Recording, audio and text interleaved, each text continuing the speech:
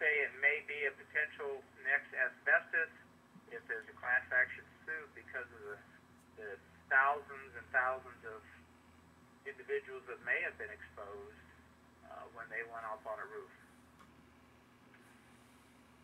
So let's talk about where the exposure is.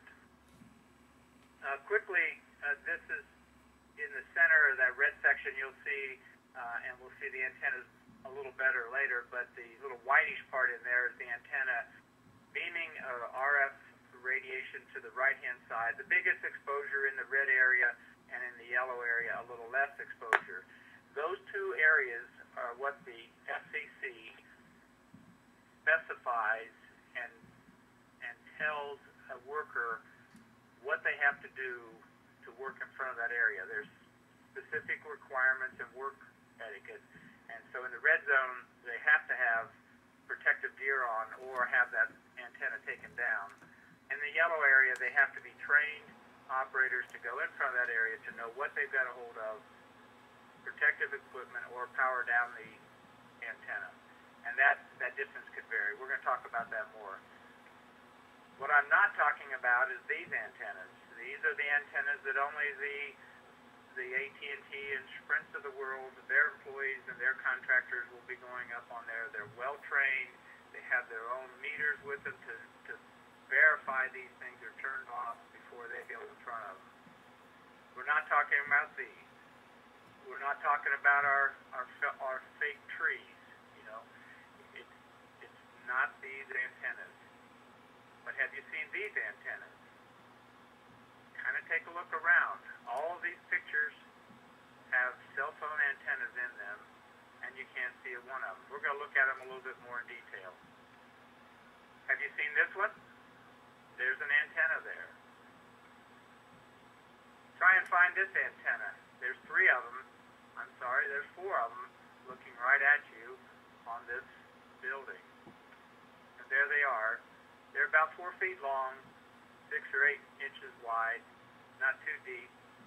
There they are mounted on the front of a building. You can tell from the bottom of the picture there's some umbrellas, the Starbucks it appears. A 1.5-one-story building. It does not have to be on a tall building. You're going to run into them throughout your communities. Start looking for them, you'll see them. You'll see on this one, you could have a roofer, somebody go up there to change a sign and be walking right in front of these antennas and not even know that they're being exposed. Here's what we call stealth antennas, antennas that are being hidden behind plastic or fiberglass panels. They're put there for visual block. People don't want to see the antennas. You'll see why in a minute. Here's antennas behind this facade. I'm going to spend a little time on this sign. Take a look. From the underside, you'll see the arrows pointing at what would be the antennas, the whitish-looking long cylinders behind the white facade. There's some even on the back side.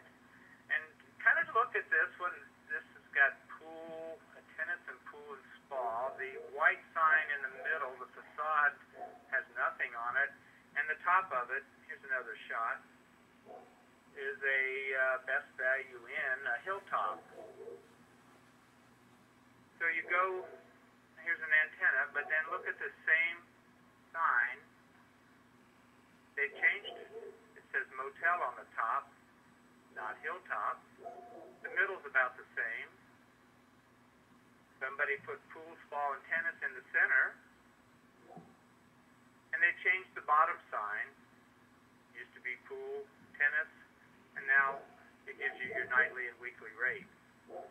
So somebody's been going up and down, changing this sign over time. And I just wonder if the sign company had any idea that behind that was cell phone antennas and they were being exposed to RF radiation.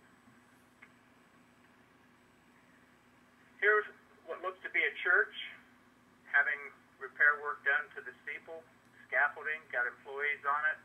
And I'll tell you that in the center top of this facade is a cell phone antenna, and you would would wonder, were they warned, do they know that there's an antenna working behind that? Unbelievably, here's the same church. Now they're working on the roof and putting on a new roof system. Up in the right-hand corner, you'll see two arrows. There's kind of a dark line going across the, what I guess I call it the tower. That is a line that from above that area up is where the antenna is. Below it is no antenna. Why is there a line there? They have to have a different material. The RF exposure radiation won't go through metal or wood too well. It will go through plastic and fiberglass, so that's probably a dividing line there. But here the roofers are going up and down. They'll be up there for quite some time, removing and putting on a new roof and being exposed. And if the tower's not turned down, they're being exposed. Here's the building we actually insure up in the Cleveland, Ohio area. And the building owner told our loss control consultant who took this picture that he leased space on the top side of his building for cell phone antennas, and that they were in those little pop-outs, if you will. See all the pop-outs? For which one? There's probably 3 on each corner, but you have no idea which ones would be the antennas. Here's what I'm talking about as far as the facade, the top left. You've got a picture of the stealth antenna with the antennas hidden behind it. And here the front panels on the bottom right are removed so you can see the antennas behind it. That's going to be the plastic or fiberglass so that the radiation, the RF, will actually penetrate through and out into the atmosphere. Now we're getting into antennas actually attached to a building. Here you had a group of painters that were working on a building, and there were antennas on all 4 corners, and they spent considerable time painting this, looks like a garage deck, and painting up, reaching around each antenna so that the paint was uniform. The person that took this picture asked these painters, and painters said they had no idea that those antennas had posed any exposure to them. Here's a building. You can see 3 antennas blending right into the side of the building. At some point in time, they're going to hire a tree contractor or somebody to take a lift and go up and clean the fronds off of these trees, and they're going to be right in the direction of the RF radiation. Here's a shopping center down in Georgia that we insure with some antennas up on it. Actually, it's a 1-story on the back. We have a 2-story on the front, kind of a walkout. There's the antennas on the top. Here's this picture again, and once again, I want to stress that these antennas are not just on 3, 4, 5, 6-story buildings. They're on 1- and 2-story buildings around the communities all over the country. Here's some that's probably on a 2-story building, and you can see why they start doing stealth antennas, because they do make kind of an eyesore. Take a look at this one. They really start cluttering up the top of your buildings, and they're really not attractive. Take a good hard look at this one. I've circled in yellow the antennas. The red arrows pointing out over the land to the horizon is the direction of the RF radiation.